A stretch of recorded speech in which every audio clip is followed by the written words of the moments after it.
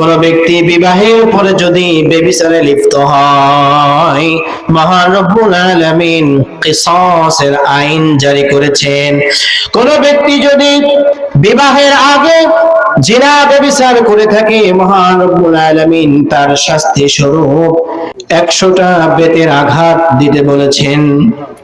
আর যদি কোনো ব্যক্তি বিবাহের পরেও জিনা ব্যভিচার করে থাকে, মহান রব্বুল আলামিন তাকে বুক পর্যন্ত গিরে পাথর মেরে মানুষের সামনে হত্যার বিধান জারি করে দিয়েছে।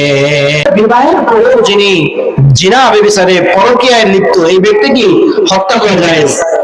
দ্বিতীয় নাম্বার, যে অন্যায়ভাবে মানুষকে হত্যা করে, হত্যার বদলে হত্যা, খুনের বদলে খুন।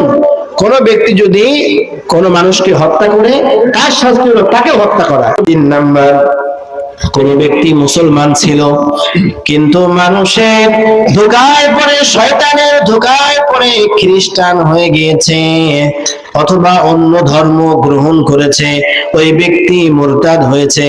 রাষ্ট্রীয়ভাবে একজন ম্যাজিস্ট্রেট, একজন মুফতি সাহেবের উপস্থিতিতে ওই ব্যক্তিকে মুরতাদ ঘোষণা দিয়ে তাকেও হত্যা করা জায়েজ রয়েছে।